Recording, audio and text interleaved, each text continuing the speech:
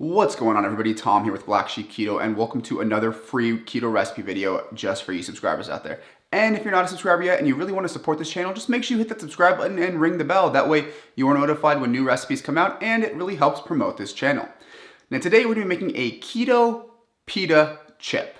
I was going to label these tortilla chips, but I actually like them a little bit thicker. If you make them thinner, they feel a little more like a potato chip. If you make them thicker, they feel more like a pita chip. In either case, they are really sturdy. They hold up to, pretty thick dips, and they actually only take 5 ingredients to make. So really just a great keto recipe to kind of have in your repertoire. So if that sounds good to you guys, hang on tight and let's get right into the recipe.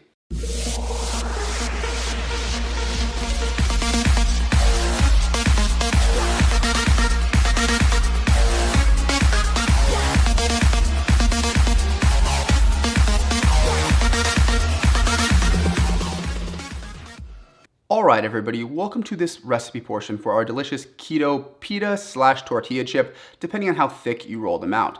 Now in front of me you can see all of the ingredients actually going into this, and you can see there's really not that many, which makes this a really quick and easy recipe with not a lot of ingredients, so perfect for kind of all you guys out there who don't like complex recipes but still want to have that awesome pita / tortilla chip to kind of dip in things on your keto diet. So let's go ahead and get started here by going through all of these ingredients as I add them to this mixing bowl. So right here we have 1/2 cup or about 56 grams of finely sifted almond flour.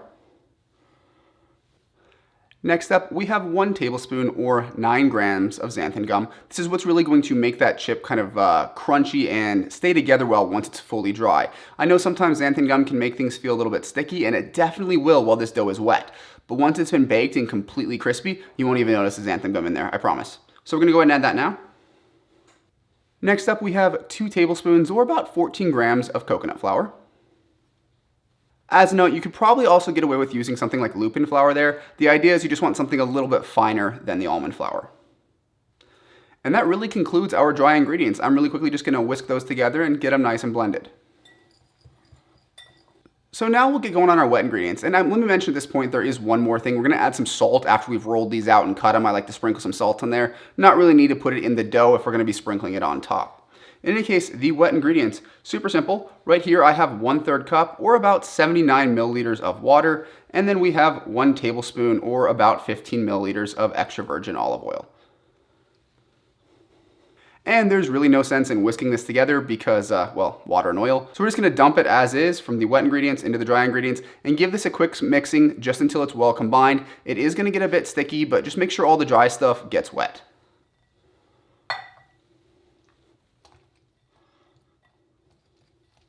And because it is so thick, you might get some kind of caught up in your mixture like that. Just tap it out or use your fingers and push it out. Not too hard to solve.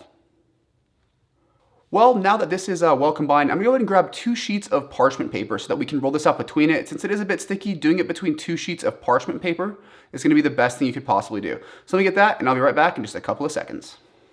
Well, now you guys can see I did put a cutting board down just to make this a hard surface instead of the fabric that I normally film this on. But we have some parchment paper, the ball of dough, and another sheet of parchment paper. And you guys can guess where this is going. I'm just gonna roll this out until it's just thinner. Just a little bit thinner than the final thickness of the chip that we want, because it will puff up a little bit as we cook them from the water evaporating out. But you wanna go just a little bit thinner than you want your final product. So if you want it to be more like a pita chip, which is what I really highly recommend, go a bit thicker. I'll show you guys a couple of them once I'm done rolling it out. And as a note, make sure that bowl that you did for the mixing and the whisk are just soaking in some water in your sink. You'll thank me when you go to clean them. So let's get this rolled out.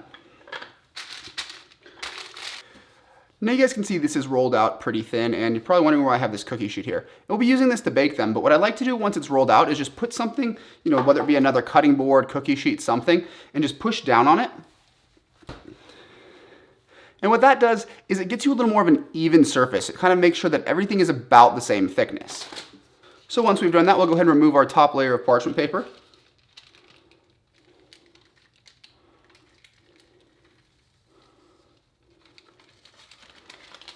And that is what we're left with. Now let me try to show you guys a little bit how thick this is.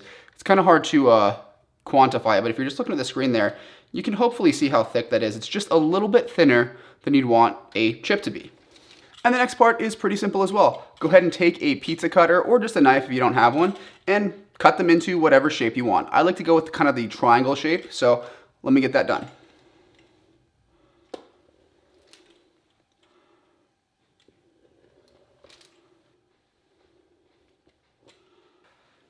And that's really all there is to that. So what I did is I cut them diagonally, and then I went right across the center like this.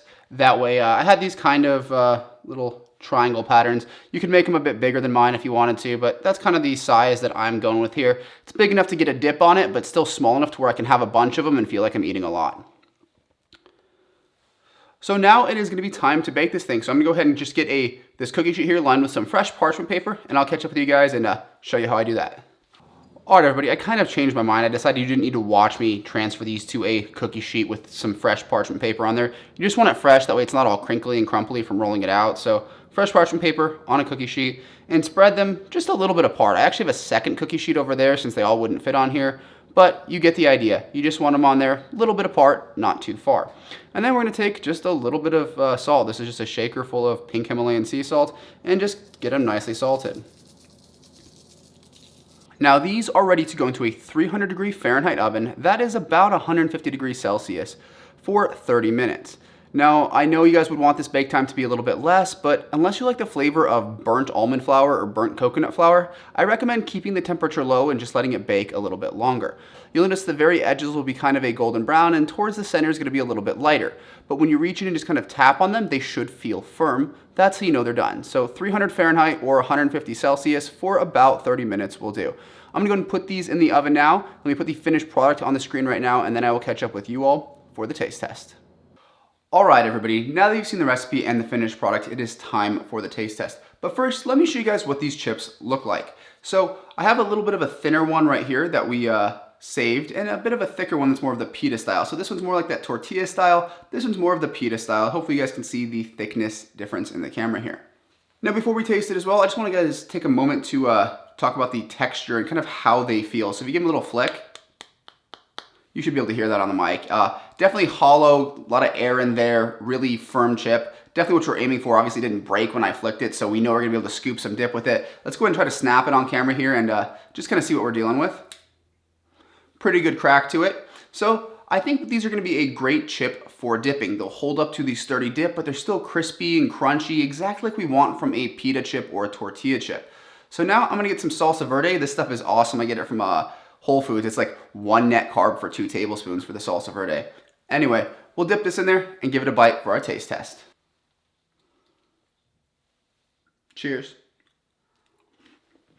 So that did exactly what it was supposed to. No struggle at all holding that salsa. Very crunchy, crispy when I chew on it. Felt more like a pita chip again because of the thickness of it, but it is exactly what I wanted for a dipping type of chip, which has been very hard for me to find on keto. So this recipe, 5 ingredients, definitely hits the spot. Now, if you guys are looking for the full written recipe or the macros, you will find a link to the full written recipe down in the description box, and right beneath it, the macros for this recipe. If you guys have any other questions, comments, anything like that for me, leave them down in the comment section. If you like this video, leave it a like, and if you have not subscribed yet, do me a huge favor, guys. Hit that subscribe button, show some love, and I will see you in the next one.